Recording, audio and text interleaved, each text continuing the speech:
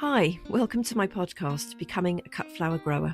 I'm your host, Lydia, and I'm here to share my year of growing and selling cut flowers. I'll be giving you the lowdown on everything I'm doing and sharing all the highs and lows, the good times and the inevitable disasters, all in real time. Join me on my cut flower journey, starting right now. Hello and welcome to the latest episode. I am recording this on the plot, so the audio quality may not be as good as it normally is, which is sometimes not saying anything, but normally you can guarantee that a siren will go past. In fact, one went past when I was testing the microphone. If I remember, I'll put the clip in just to show you what I'm talking about. I've just fed the chickens, so hopefully the boys won't start crowing, which they always seem to do the minute I start trying to have a conversation with anybody. So welcome to Tuesday, the 21st of April, 2026, and it has been a gorgeous afternoon. I've been on the field all afternoon, and it's actually looking to be quite a hot one this week. It's going to get hotter and hotter and hotter, which is amazing. And there's quite a lot of midges here at the moment, and we have it's the royal we again. I have bats up here, so in the evenings I see the bats flying around, which is absolutely amazing. And I think they feed on all the midges, and normally the midges and I have this sort of understanding, like they just don't bite me, they don't seem to like me. Only one of them bit me a couple of days ago on the head, and it's so itchy, it's very annoying. But I never really get bitten by anything. I'm one of those annoying people that you go on holiday with and you'd get bitten and absolutely nothing would bite me. I am that person. But maybe they're just testing me out at the start of the season and they'll give up now. Now, greenhouse news. I did my 5th sowing of seeds yesterday and I was in a bit of a dash. I had the afternoon to do it, but I was just rushing and everything seemed to just take ages. So the seeds just kind of got thrown into trays this time. It was very ad hoc. I did about, 500 or 600 in an hour or so, but at least they're in there germinating now. And hopefully with the warm temperatures this week, that will really help things. It is a complete merry-go-round of seeds at the moment, seeds in, seeds out. And I've actually brought some stuff up to plant out on the field this afternoon. So that should clear some space for the next batch of seeds that need to come out. And with this hot weather, I think I'm just going to leave them out to harden off now. Because it's warm enough and the nighttime temperatures aren't dropping that much anymore. I popped to the garden centre very quickly this afternoon before I came on the plot to get another one of those 4-tier shelving units I told you about that I bought last week, because it's been absolutely amazing. They seem to have made them better in the last few years. I haven't bought any for about, 8 years. Maybe I'm using old ones. And they're all a bit rickety, and some of them I actually tie to the frame of the greenhouse just to stop the whole lot collapsing. But this one I bought last week was really amazing. So I went up there this afternoon and they'd completely sold out, no surprise. So I asked them if I could buy the display model. And after about half an hour of toing and froing, they agreed that I could buy the display model. And the lady said, "Oh, this is so amazing. You don't have to build it." And I was like, "No, I've just got to take it apart to fit it in my car and then rebuild it when I get home." So it's actually twice the effort, and there's no box that it comes in. So I literally had to take it to pieces in the car park and put it in my car. But thank goodness I've got another one of those, because that is amazing. I totally underestimated this year how much space I would need in the greenhouse, because I didn't grow that much last year. I did grow a bit, but I didn't grow that much. And I've sort of decided to do 10 times, 10, do I mean 10 times? Anyway, thousands and thousands of seeds more than I did last year. And there really is not the space in the greenhouse. Anyway, the new shelving unit will help. So I have been up here for a few hours now. The sweet peas have gone out. So I've got 150 fancy sweet peas, and then I've got a whole load more that are seed that I collected from my sweet peas last year, from the ones that I didn't sell. So my fancy ones are Roger Parsons ones, which is now part of English sweet peas. And I've got King's Ransom, Emily, and Castlewellan. I'm very much looking forward to seeing those. So I had to put the scaffolding netting up the Harris fence panels on the duck side to stop them reaching their naughty little beaks through and pinching all the sweet peas, which is what they did last year to a third of the crop. So it wasn't a disaster at all, but I'd rather they didn't do it this year. So I had to do that. And then in the actual plot, the other side, I had to dig my little trench, because I literally plant my toilet roll, the entire toilet roll tube with the compost and the seedling in it, into the ground. And normally I use my hori knife, but I have left it on a job and I'm not entirely sure which job I've left it on. So that'll be an adventure this week as I go to all my jobs, seeing if I can find my knife. And I actually feel like I'm missing a limb at the moment. I use it every single day. Even at the weekends I use it, and it's literally just part of me now, and it is really quite distressing not to have it. So I hope to goodness that I can actually find it sometime this week. So I had to use a hoe to dig my trench. Plonked, literally, we've got to that stage of the year when I'm just rushing through everything. So everything gets plonked in, backfilled, water, and then obligatory photos taken to remind me what I've actually done. So that's all done, and that's very exciting. And hopefully, nobody can reach them. The chickens are quite intrigued that something is growing up, but they can't get their beaks through the scaffold netting. It's really good stuff, actually. It's not exactly, it's not like netting, like pea or bean netting or anything like that. It's literally what scaffolders use on the side of houses and stuff. But I think it's amazing. It acts like a bit of a windbreak, and it also just closes things off without completely closing it off. And it's cheap as well. You just pop down to Screwfix and get it. Now, I've been digging around my cephalaria and weeding them so that they actually look special, because they do look a little bit weedy. I can kind of see what my other half was talking about when he thought they were just all weeds. So he trimmed 40% of them away last week, but thankfully they are regrowing. At the pace of a snail, these guys don't rush to do anything. It took them like over a year to get to the stage that they're at now. So they're going to take their time. They may not even do anything until next year. I don't know, but they are at least regrowing, which is absolutely amazing. So I've kind of given them a bit of a weed, bit of a tidy up, so they actually look like a thing that is supposed to be there rather than just a weed, because they're also in a weedy area. So I can see now where the confusion has come from. The scabious that I planted last week or the week before, they are still in a state of collapse. They're absolutely hopeless. And I'm really hoping that something good happens to them, because I spent a lot of time moving them and tying them all in. But, you know, the heat is coming this week, and they're going to have a bit of a pasting this week, no matter how much I water them. So I'm not entirely sure about those. The plot looks incredibly colourful at the moment, and that is entirely because it's covered in forget-me-nots, and I'm not entirely sure where they came from. I've got a sneaky feeling they would have come in on the bottom of a tray or a pot or a crate or something from my place, because I have loads at my place, although bizarrely hardly any this year. They're all up here. It's very strange. So it's like a sea of pale blue. It looks very, very pretty. And I knew they were there last autumn. I didn't bother digging them up. I just thought, well, I'll just leave them. It's ground cover.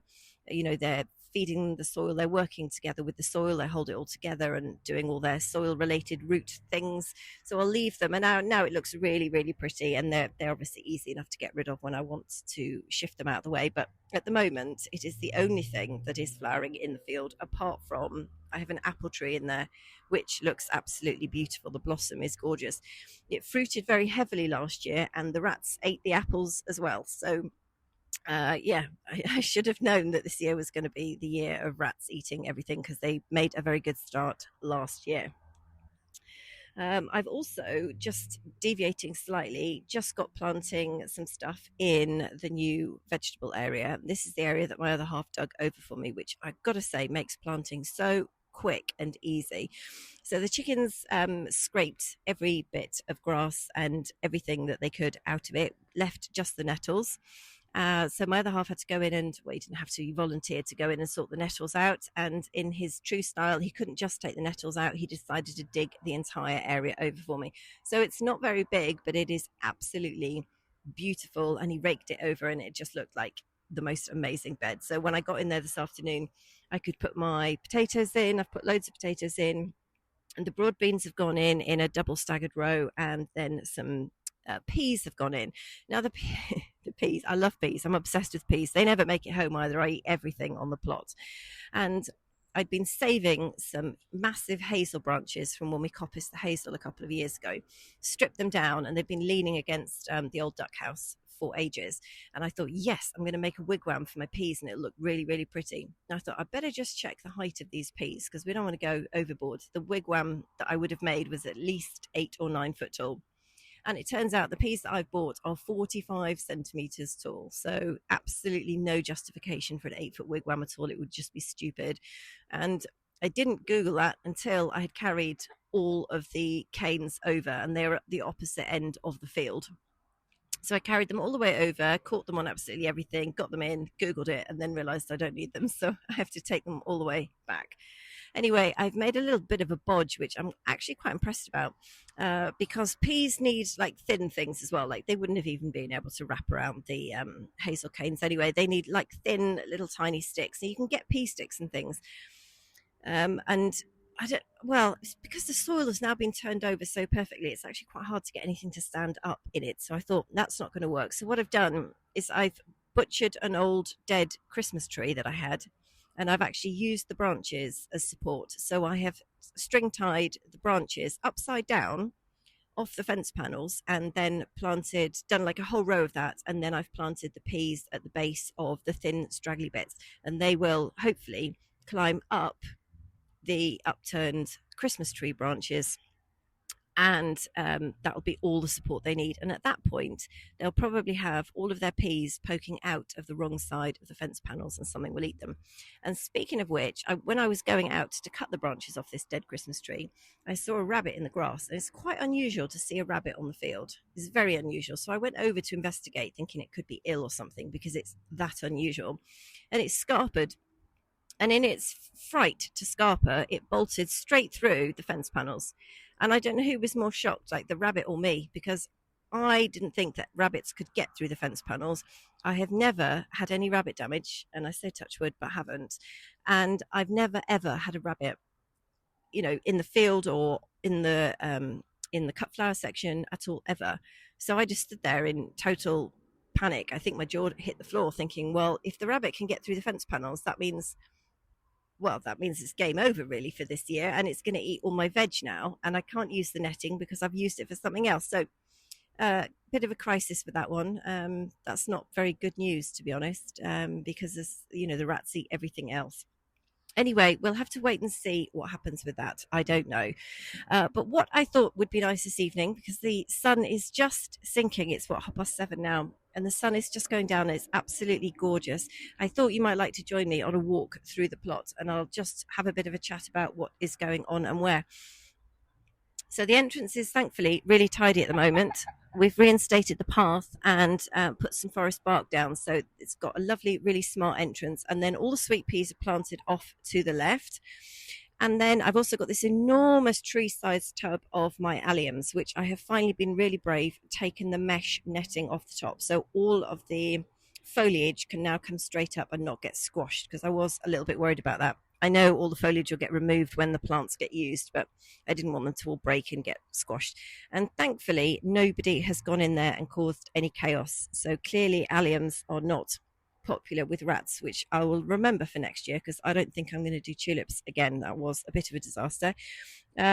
My rhubarb's bolted. That's a side issue. I don't quite know how that's happened, but that's pretty dramatic. I don't know if anybody would be interested in buying that. It looks amazing. I've got some fennel coming up, obviously in all the wrong places. Fennel just does exactly what it wants to do, but the fronds are so beautiful. And my echinacea are all looking really, really nice. After a winter underground, they've popped back up. They look lovely. And I've got a bronze fennel as well. I didn't know about that. Oh, that's very nice. There's some garlic randomly come up in the middle of the heleniums. I don't know. Heleniums, sorry. Don't know what happened with that. And some of the tiny perennials, which are in the new perennial bed, I had got labels, but I didn't have a pen. So I couldn't write down what was what. And they were absolutely tiny. They were these tiny, tiny, tiny plugs that I bought from J. Parker's. And they were so tiny, I thought I better put some kind of plug in. Things never look that small at home. And then when you take them to a field, everything just is completely lost. And they've come up, and these are the geums. So I don't need to worry about labeling them now, because I recognize what they are. And then we've got some Rudbeckia left over from last year, which I didn't move them. And then we get into the new stuff. So we've got Physostegia, a pink one and a white one. And then also some Verbascum. And I'm not sure where the Veronica is. I'm sure I bought some of that as well.